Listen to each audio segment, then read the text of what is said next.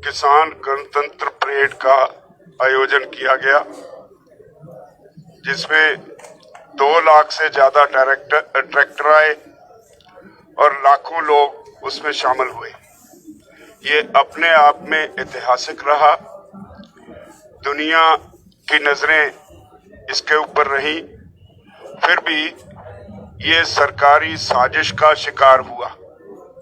सरकार ने जिस तरह से एक साजिश के तहत किसान आंदोलन को तोड़ने की कोशिश की, उसके बावजूद इस ट्रैक्टर परेड में, किसान गणतंत्र परेड में 99.9% किसान पीसफुल रहे। कुछ घटनाएं हुई। सरकार का एक बड़ा ही स्पष्ट प्रोग्राम था, वो कल नंगा हो गया, साजिश कल नंगी हो गई। आप सबको मालूम होगा कि हम 26 नवंबर को यहाँ आके बैठे, लेकिन सरकार ने एक साजिश के तहत पंजाब किसान मजदूर संघर्ष कमेटी के लोगों को हमें बिना किसी इंफॉर्मेशन के, जहां हमारे लिए ब्लॉकेड किया हुआ था, उसके आगे लाके बिठा दिया। उनके लिए कोई ब्लॉकेड नहीं था और उनके साथ सांठ-गांठ करके कल 26 जनवरी को इस किसान गणतंत्र परेड को साबुटेज करने के लिए उन्होंने हमारे पैरेलल, हमने तो सरकार से बातचीत करके 5 रूट तय किए थे जहां हमने ये परेड करनी थी, और उन्होंने इसके पैरेलल दिल्ली के अंदर परेड करने का डिक्लेयर किया। और 5-4 दिन पहले ये भी डिक्लेयर किया कि हम लाल किला जाएंगे, और 1-2 उनके साथ लीडर्स ने ये भी कहा था कि हम लाल किले पे झंडा फहराएंगे।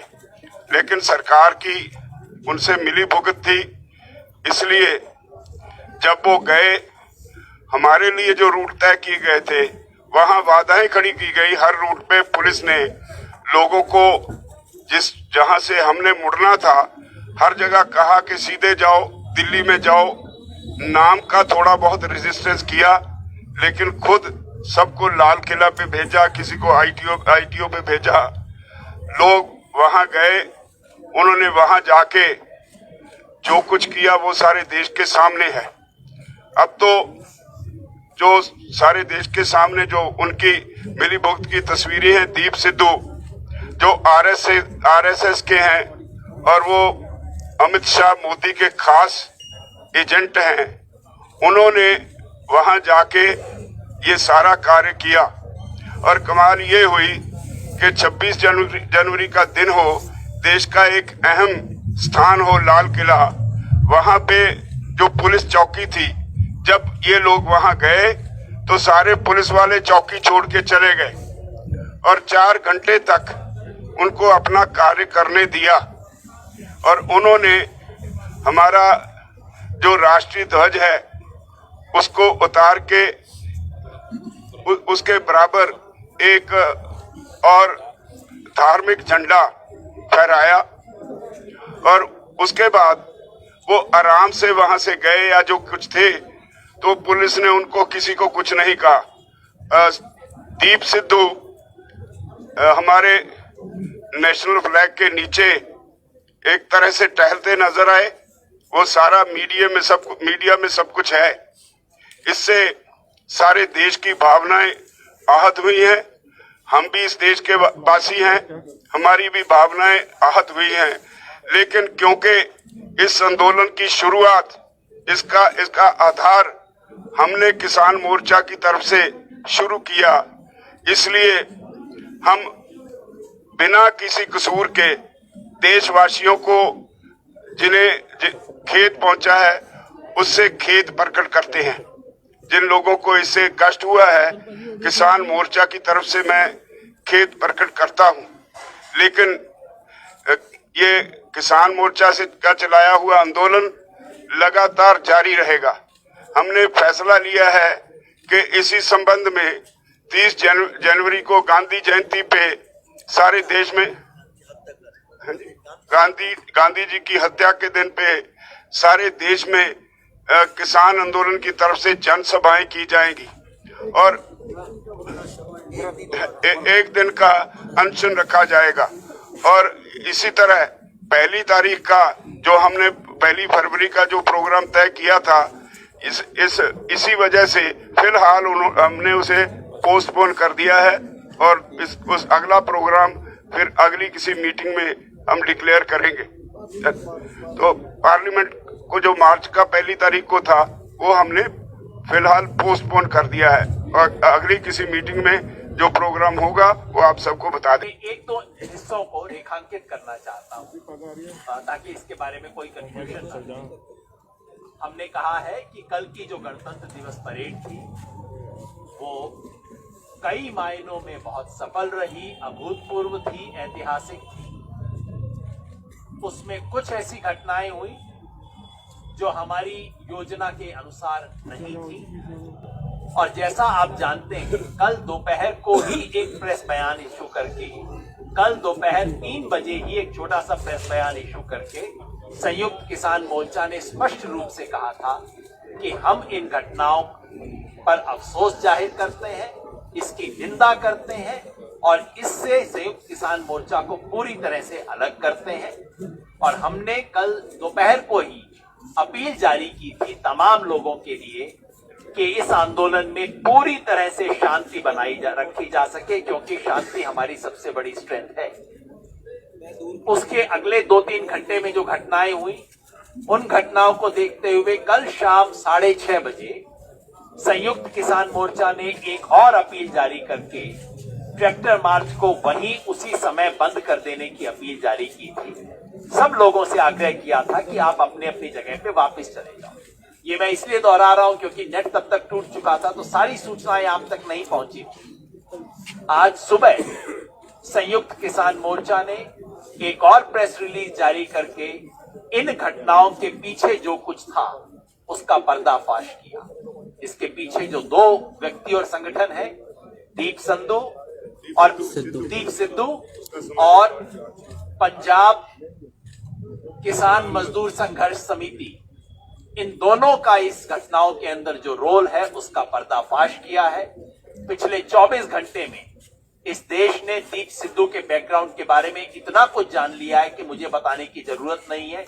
किस किस व्यक्ति के साथ उसकी फोटो है, 7 रेस कोर्स रोड के अंदर जाके प्रधानमंत्री के साथ फोटो है, अमित शाह के साथ फोटो है, सन्नी देओल से जो रिश्ते हैं वो स्पष्ट हैं। और इसलिए जाहिर है ये सरकार की तरफ से प्लांटेड व्यक्ति है, ऐसा हमारा मानना है। और इसलिए आज मीटिंग ने घोषणा की है कि हम पूरे देश में दीप सिद्धू के सामाजिक बहिष्कार की अपील करते हैं, क्योंकि इस देश के लाल किले में जाके बेअदबी करना और लाल किले में जाके तिरंगे के अलावा किसी भी और झंडे को फहराने की कोशिश करना इस देश के साथ बेअदबी है और इस देश के किसान इसको कभी भी बर्दाश्त नहीं करेंगे, स्वीकार नहीं करेंगे।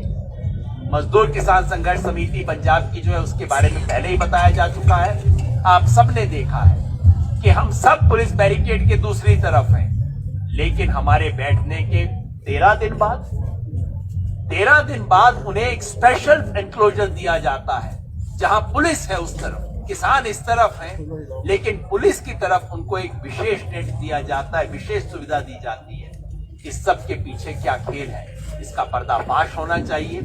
25 तारीख को जो शख्स वीडियो जारी करके बोल चुका था कि मैं संयुक्त किसान मोर्चा की बात को नहीं मानूंगा, मैं रिंग रोड पे जाऊंगा, उस सब के बावजूद उनको जाने का क्यों मौका मिला, इस सब की शिनाख्त होनी चाहिए, पूरे सच देश के सामने आने चाहिए।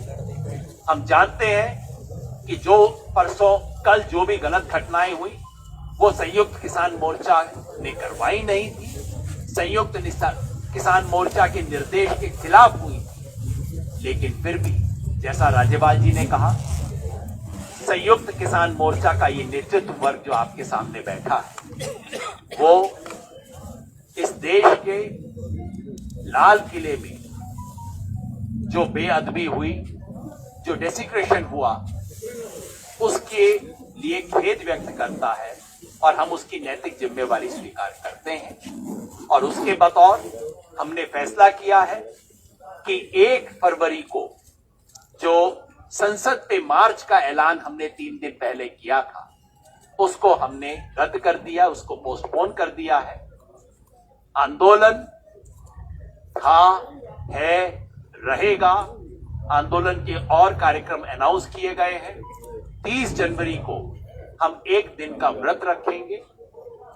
इस देश ने किसान के साथ जो सहानुभूति रखी है, वो सहानुभूति दोबारा आएगी और मजबूत होगी। किसान आंदोलन और मजबूत होगा।